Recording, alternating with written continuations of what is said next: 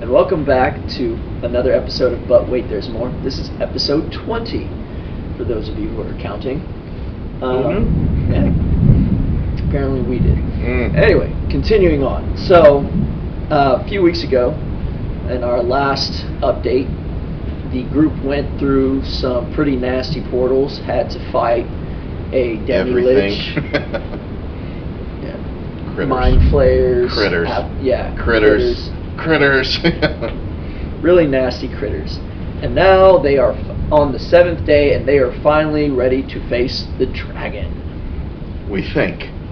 We're still guessing, well, this might be the right door. Here's hoping. And we jumped. And we got lucky. Lo and behold, we got the right room. However, the downside of all this is we got the right room, and there's a dragon in it. Yeah. And how this room is laid out, I'd use the entire backside of that 4x8 mat. There's two sides to the map, a square grid and a hex grid, and I use the entire 4x8 grid for the dragon's lair. Huge. So when they get through the teleporter, there are 3 paths they can take. There's straight forward, to the left, to the right. I thought, them being the cautious group that they were, they'd poke around the side passages first. We're in the middle of a thunderstorm, by the way. So, if you hear some booms, that's what it is. Yeah, it's not artillery. Carry on. Anyway, normally I would have thought that they'd check out the side passages, go very carefully, snooping and pooping. However, we did not account for Ricky's zeal. Zeal? Suicidal tendencies. Yeah, he very emphatically told the group, "You don't have to follow me!" and ran his character Turin. Cloak blowing in the breeze and everything. It was a glorious picture. Right up the gut, straight down the middle, and goes into the main area of the dragon's lair and screams to the chamber his "I am the hunter" challenge in Draconic. Yes. Now, of course, this part of the room, this part of the dungeon, I should say, has marvelous acoustics. So every square inch of this dungeon has heard yon lad make his challenge.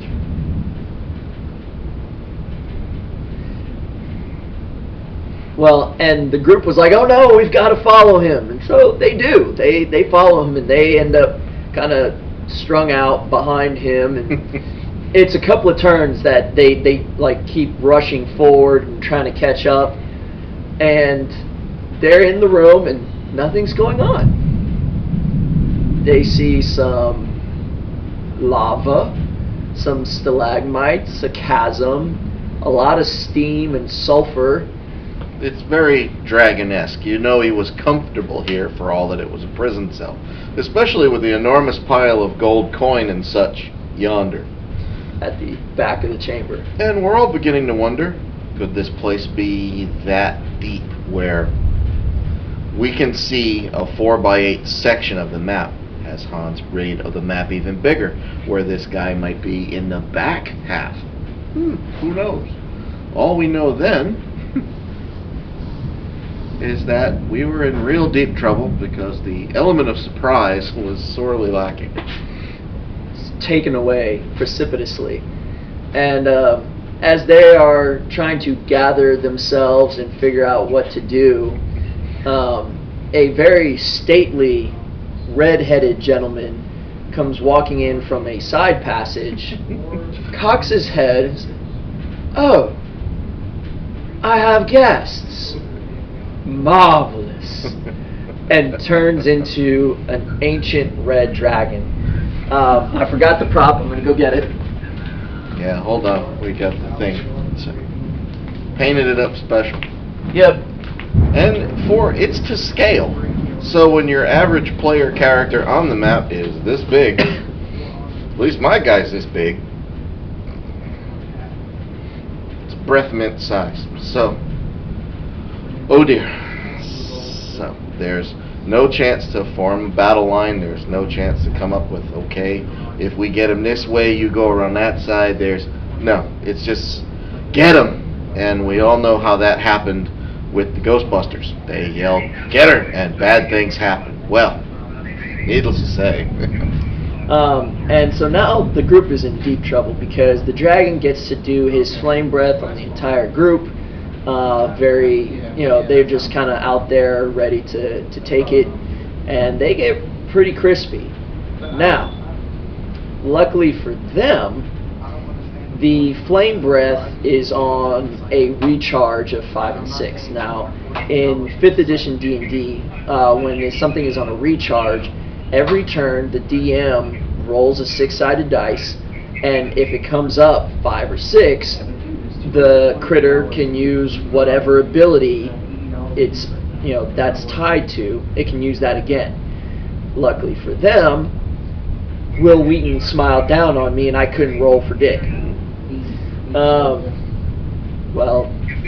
it was. That's just kind of how I felt, because it's like, really? This fight goes on for many times. 1, 3, 2, 1, 3, 1. And it isn't. And so while it's big and nasty, and the flame breath does a ton of damage, because it doesn't recharge, they get time to regroup. Which is important because most of them failed their... Damn near all of us failed our checks and were struck with dragon fear. So naturally you can't advance on the creature. All you can do is either stand there or run away from it. Great. Yeah. And so now the healers are doing overtime. People are trying to scramble and get out of line of sight of the critter, because if you're in line of sight of this big massive thing, you have to roll your fear check with disadvantage, because it's right there. It's still scary, but if you can not look at it and make the check, then you have a chance. Yeah, and you can't stand in the middle of the battlefield like this. It doesn't work. No. So the order of the day was hide. Yeah. And eventually people start making saves. Slowly but surely. Yeah, while not being able to advance on the dragon. There are a couple of notable exceptions to that rule. Krontis and Geth, our mighty barbarian who takes half damage from everything. Well, that doesn't really help against being scared of something. Now, if he were a berserker barbarian, he'd be immune to that. He'd be like, I go into a rage, and now I don't care because I'm a berserker and I just want to hit you. And so, hard. Yeah. So there's advantages and disadvantages to different archetypes in each class. For the barbarian, Totem of the Bear, it is very strong because you take half damage from everything except psychic. Really Mind strong. Flayers. Yeah. Flyers. However, berserkers are like, you can't charm me and you can't frighten me, so let's go. And so poor Geth. The perfect guy for the get 'em plan. Get 'em. Yeah. Poor Geth spent the entire fight afraid of the dragon. So much so that now his character has a complex about dragons. A snakeskin belt gives him a cold sweat. Yeah. So big, scary barbarian just comes undone when dragon is said. But the fight is tenuous. There are times where people go down. There's multiple times where people get knocked unconscious and have to start making death saving throws, and then the healer comes in and heals them and brings them back, and then runs away again. And then runs away, and just all kinds of foolishness. Caliban, our monk, manages to run up a wall and jump up on top of the dragon and hit it a few times before getting He's knocked riding off. the bloody thing around the room. Yeah. It was beautiful. It was very cinematic. Yeah.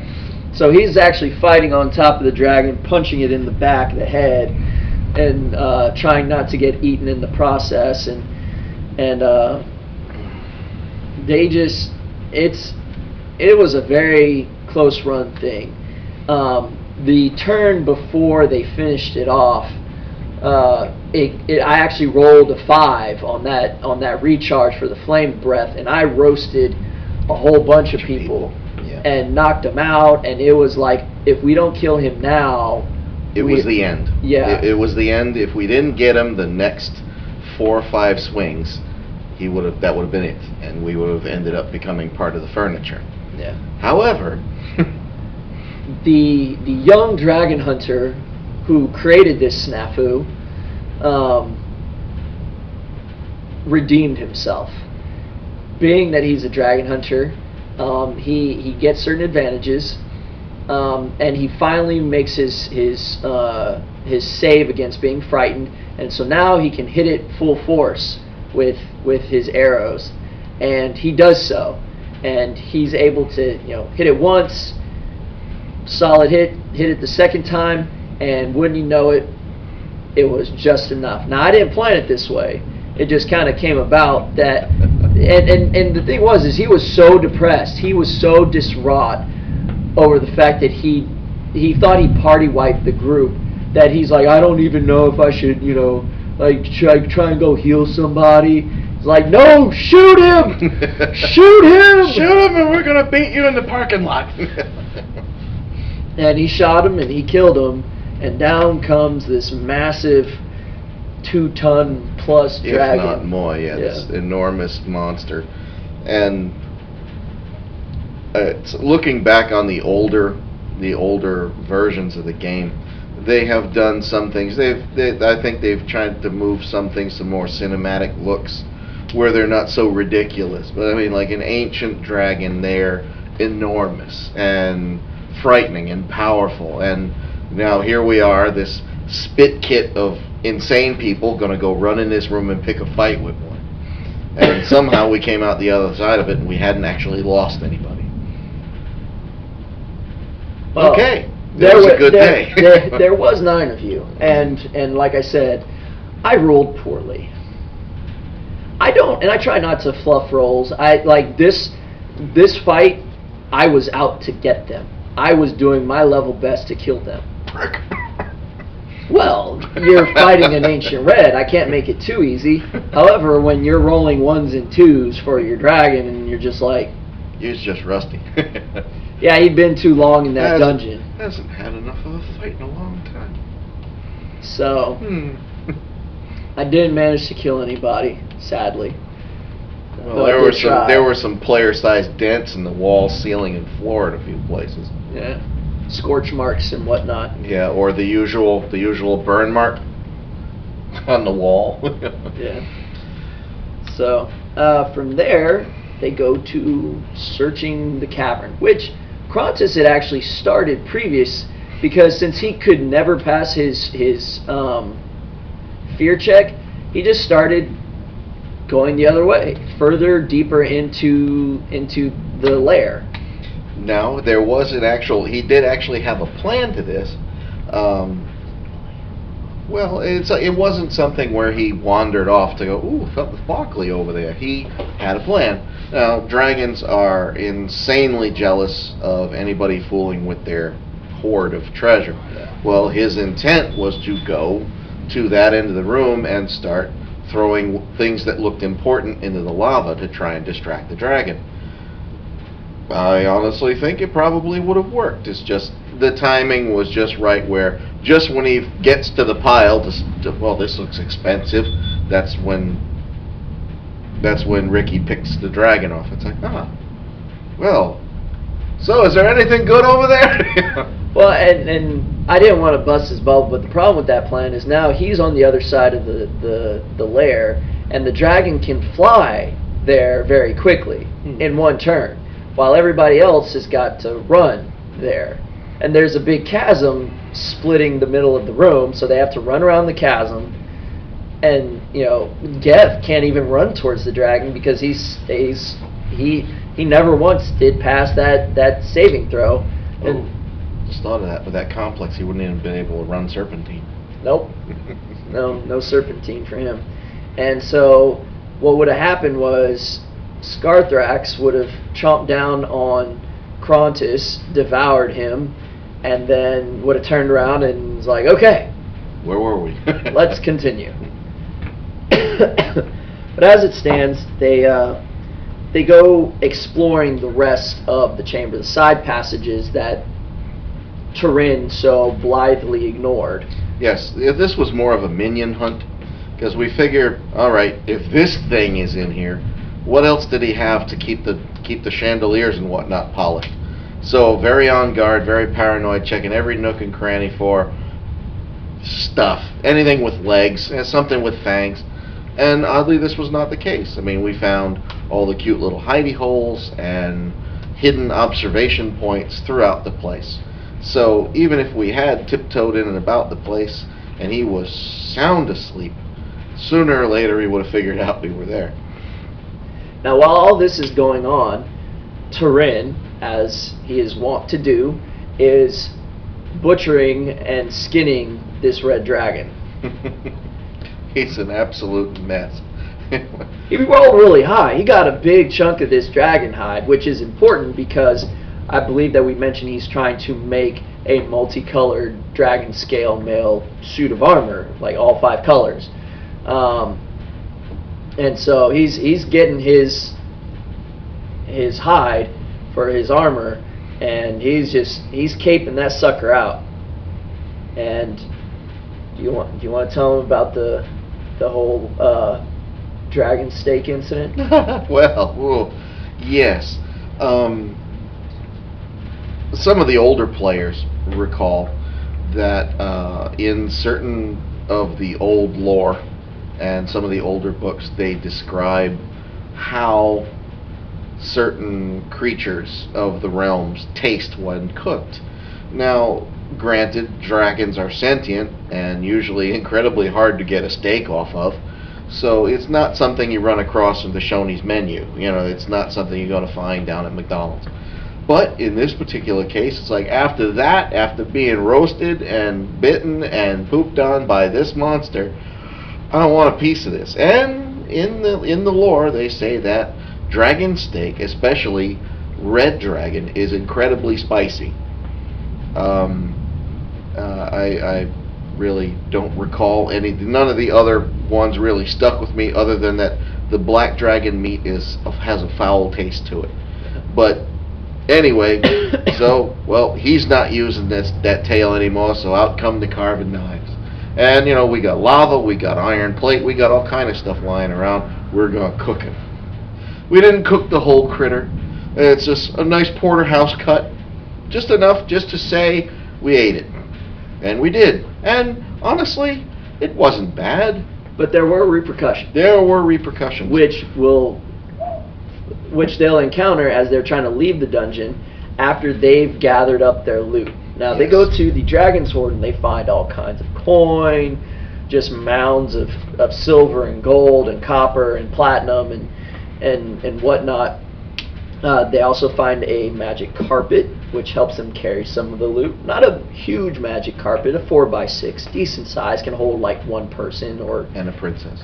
And princess. Maybe a monkey. Yeah. Well, princesses count as people. Anyway, I believe that. You haven't read the Arabian Nights, have you? True. People back in the day didn't always believe. But I do. Now, they also find an oath bow. Ooh, that got Turin's tingle going, because this bow lets you name a person, and now you get to do a bunch of extra damage to that person, and you get to roll with advantage. And even if you are shooting at long range, 600 yards away, you still don't have disadvantage.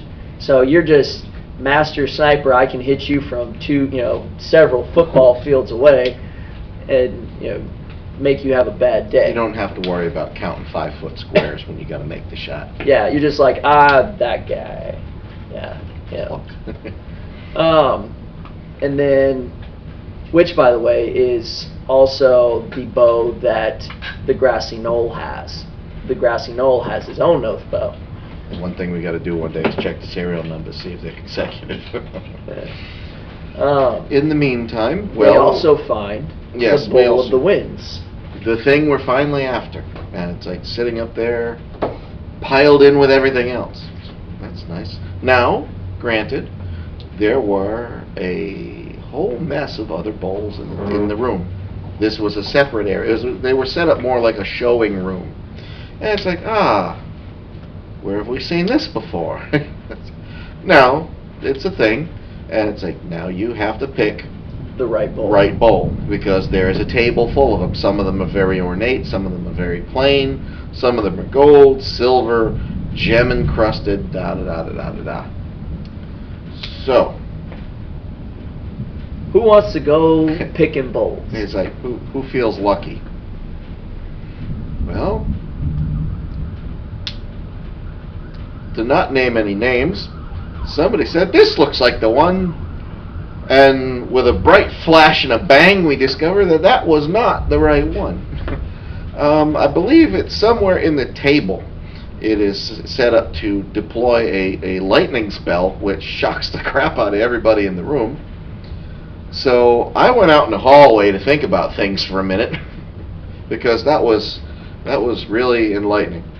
And so, well, does anybody feel brave enough to try again? Anyone? Show of hands? Anybody whose hair isn't standing on end? But in the fullness of time, after a few tingly bits, we find the bowl. Oh, look, it's the bowl. It's got waves on it, clouds, stormy looking thing. It's like, and it's got, and it's stained with blood. What is it with artifacts? Yeah, the only thing that would have made this worse is if the hand of Vecna was holding the darn thing like this. But no, we get the bowl, huzzah. Now, in the meantime, after we wash Turin off, because he has pretty much soaked himself trying to skin this monster, now we have to figure out, all right, now we got all this money. Now we got to move it. Because wandering back and forth through a dungeon to like, okay, we got this much, and go back and come back to this, and you don't know whatever else is going to float into the dungeon in the meantime. It's a prison.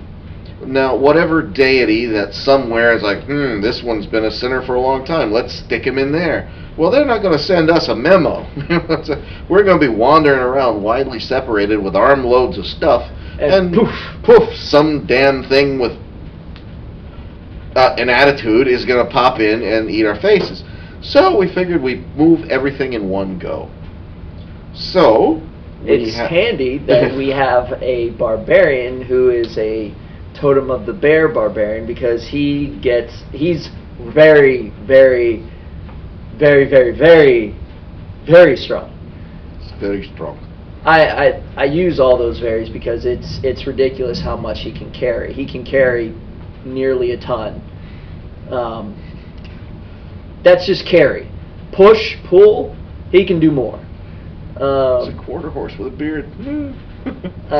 So they load up the magic carpet, and between him and Fergus, who is also very strong, but not quite as strong. I can't lift anything that high off the floor. They manage to wrangle the dragon skin out of there, and they get what they were looking for, and they make it out of there. They make it back through the rest of the dungeon. They check in on Sten, the cloud giantess. She's like, well, good luck. I'll be here, because it's kind of her own punishment that she set on herself that she's going to see through her sentence. More of a penance. Yeah, a penance. Thank you. And they exit the dungeon, and Penn is there waiting for them. And it's like, oh, good, you're finally back. Now, pause. We've been in here 8 days. 7. Well, it adds out once you get then the moving and back and forth. We've been in here that long. Not so long, but a pretty good long time for a dungeon crawl. All right, fine. However, this is where when you detect the note of surprise in his voice, like, where have you been all this time? That's when we figure out that somehow, for some reason, there is some sort of temporal anomaly going on here, and time travels differently on the inside than the outside. And Penn actually tells Fergus, you might want to write your wife. Now, how Fergus communicates with his wife is he drops a note in the bag of banking, and Lithian on the other side gets the note in the assigned room, and then she can write a note back, and he can think of, picture her reply in his head, and he can pull the note back out. Reach in the bag and come out with, oh no, oh no, oh no, oh, I'm in trouble. And the note very simply states, get home now. Where's the date on this? I'm in trouble. Because we haven't been in here for 7 days. We've been in here for nigh on 7 months. It's like, great. Yes. So, needless to say, we have to tidy things up here. Now, this is a little bit of a worry because, Fergus does dote on his wife, and he is a little concerned something's wrong. Because she's damnably non-specific about why. It's just get here now. It's like, okay, yeah, I'm a little busy. Sorry, I'm working on it. Now, first we have to get out of the house. Penn gives us absolutely no issue whatsoever. He's actually not, I wouldn't say amused, but he is a bit pleasantly surprised to see one of his old associates, whatever you want to call it, one of his old prisoners come out packed in salt. Yeah, rolled up and packed in salt. Yeah, we just have this enormous red scale carpet. It's like, oh, that cell's open if you want to put somebody in there. Yeah. And all this other stuff. He's like, my, you've been busy, so on. And, well, some of us have to excuse ourselves because, well, the steak's coming back. It's been coming back. Oh, the entire trip. Back. We have there are several points in the dungeon which are, shall we say, despoiled. And, well, just not to put too fine a point on it, you could actually hear somewhere in the annals of time and across the Ethereum someone muttering on the galactic scale, well played, Taco Bell. And groans. I think the groans will echo for eternity in that dungeon. Oh! It's the sound of ultimate suffering. Sounds like a dying giraffe. Because that dragon steak was very spicy. Yeah, like that too shall pass. It's like, I thought you said he breathed fire. Oh. And but anyway. And Fergus, after getting the nose, like, excuse me. And like, I beg your pardon. Could you tell me where the bathroom is? Oh, thank you very much. And I'm gone. Yeah. And well, while that's going on, and the rest of the party is loading up outside, because Penn was gracious enough to loan us a wagon, which is out there, carriage house someplace. That's when an issue arises. Yes, Skarthraax, who looks a lot different than when he went in. Yes, who is now human, and Penn actually, when he comes out, looks at him and is like, I still know you. Well, Skarthraax decides that he wants to make a request. He has this idea that this whip that he got that was blessed by Loviatar, he wants to make the heads of each of the tassels or barbs. The barbs at the end of each of the pieces of the whip. He wants a scale from each of the colors of dragons, chromatic and metallic. However, he was very, as Ray likes to say, non-specific on the details. If he had just said, this is what I want to do, and would you be so kind if I could talk you out of a single scale, he would have said yes or no, and that probably would have been the end of it. Although he would have, I'm sure he probably would have gave him a little bit of an odd look. But no, all he says is that he wants one of each scales for the metallic and the chromatic dragons. Now, being a dragon, it's like well and truly old and been around the block a few times. This just sounds like spell components. It's like, why would you possibly want one of those? This is one of those things where you've got that one guy who's going. I want one of each of these so I can create the spell, so I can control all dragons. And every dragon, of course, going to go, no, you can't have that. And that's not what he was trying to do, but the problem was he was very vague in his requests, and he's like, well, why do you want it? Oh, for my own reasons. It's like, you're talking to a metallic dragon, he knows you're an evil person, and you want dragon scales, one of each color. Does that not sound suspicious to you? It sounded suspicious to Penn, me. And so Penn's like, no. And in fact, wait for it. In fact, I think I might eat you. And he's digging himself a hole. He's trying to say, oh no, it's not like that. But at this point, it's just a poorly chosen turn of phrase. Yeah. And now Fergus is still in the bathroom, but he can hear all this going on. And he's just like, oh no, this is going to end poorly for someone. And this is where Geth jumps into this conversation because Krontis is his battle buddy, and he wants to help him out. He thinks he's a good guy, and he's like, he tells Penn, like, look, you don't understand. I fought with him. He doesn't mean anything by it. He wants a scale for his whip, and it's just at this point Penn is not hearing it because they're rolling the persuasion rolls, and they're not rolling well. Neither of those characters are meant to persuade anybody, and everybody else has booked it. They're gone, and so it's just these two talking with this ancient dragon.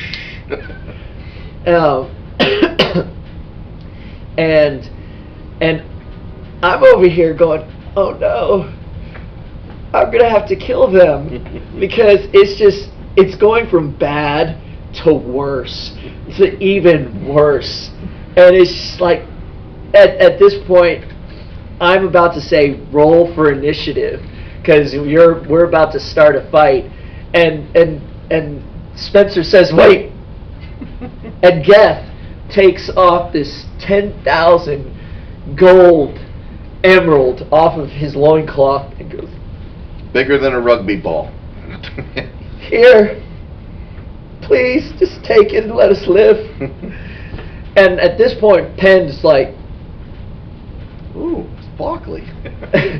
It's like, okay, roll persuasion with advantage. And this time he rolls really well. It wasn't a crit, but it was high enough where it's like, okay, Penn says, takes the emerald, says, go now. And he looks at Kronz and says, I'll be watching you.